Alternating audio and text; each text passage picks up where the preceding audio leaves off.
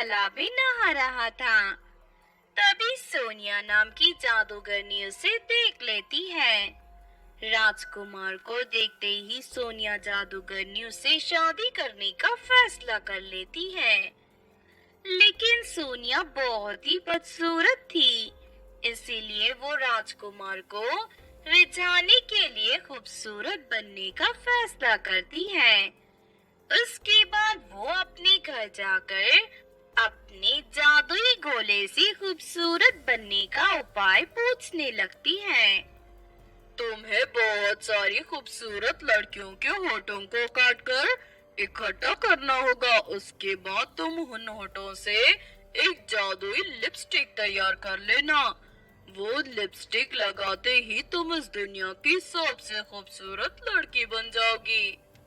जादुई गोले की बात सुनकर सोनिया जादूगरनी बहुत खुश होती है। सबसे पहले मुझे किसी चुड़ैल को गुलाम बनाना होगा, फिर वो चुड़ैल मेरे लिए बहुत सारी लड़कियों के होठों को काट कर ले आएगी। फिर अगले दिन सोनिया जादूगरनी चुड़ैल की तलाश करने पृथ्वी के घने जंगलों में पहुंच जाती है। तभी उसे बड़े से पेड़ के ऊपर एक चुड़ैल दिखाई देती है। वो चुड़ैल उस समय गहरी नींद में सो रही थी। सोनिया जादूगरनी फौरन उस चुड़ैल के दोनों पैरों में जादुई पायल पहना देती है। तभी उस चुड़ैल की नींद खुल जाती है। अरे कौन है तू और यहाँ क्या करने आई है? मैं तुझे अपनी गुलाम बनाने आई हूँ। ये देख, मैंने तेरे पैरों में 2 खतरनाक जादुई पायल पहना दिए हैं। अगर तूने मेरी बात से इनकार किए तो ये दोनों पायल तुझे जलाकर राख कर देंगी। सोनिया जादूगरनी की ये बात सुनकर चुड़ैल घबरा जाती है और उसके बाद सोनिया चुड़ैल को पकड़कर अपनी गुफा में ले जाती है। फिर सोनिया जादूगरनी के कहने पर चुड़ैल पास के गांव में खूबसूरत लड़कियों के होठ काटने के लिए पहुंच जाती है। तभी चुड़ैल को 2 लड़कियां पानी से भरे मटके ले जाते हुए दिखाई देती है। चुड़ैल फौरन उन दोनों लड़कियों का रास्ता रोककर उन्हें पकड़ लेती है। वो दोनों लड़कियां बहुत नाजुक थी, इसीलिए दोनों उस खतरनाक चुड़ैल का सामना नहीं कर पाती।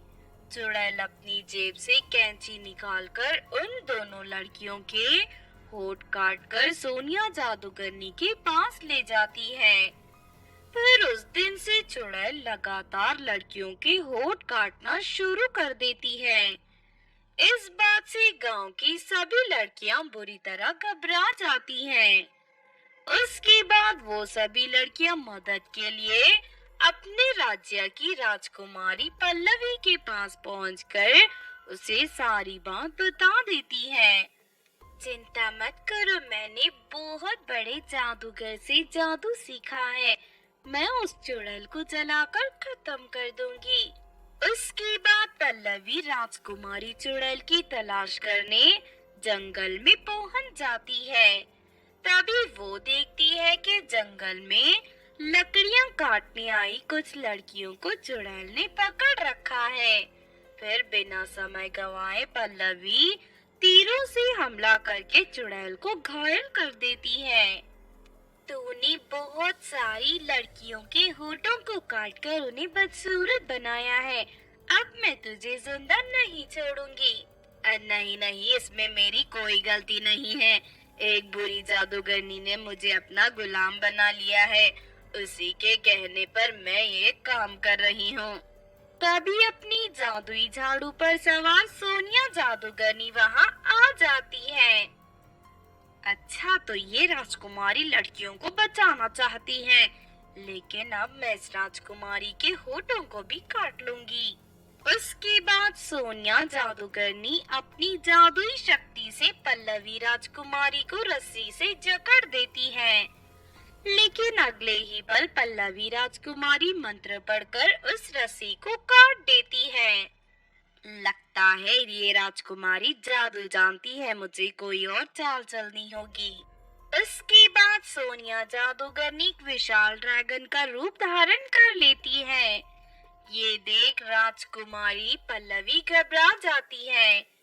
फिर ड्रैगन बनी सोनिया जादूगरनी पल्लवी को मारने के लिए आगे बढ़ती है, लेकिन तभी अपनी जादुई झाड़ू पर आसमान में सैर कर रहा परिदेश का राजकुमार ये सब देख लेता है और फौरन पल्लवी राजकुमारी को बचाने जंगल में आ जाता है।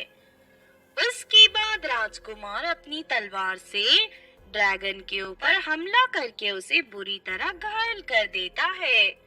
फिर सोनिया जादूगरनी अपनी असली रूप में आकर राजकुमार से अपनी जान की भीख मांगने लगती है, लेकिन राजकुमार उस पर जरा भी रहम नहीं करता और अपनी तलवार से उसका सर काटकर उसे मौत के घाट उतार देता है।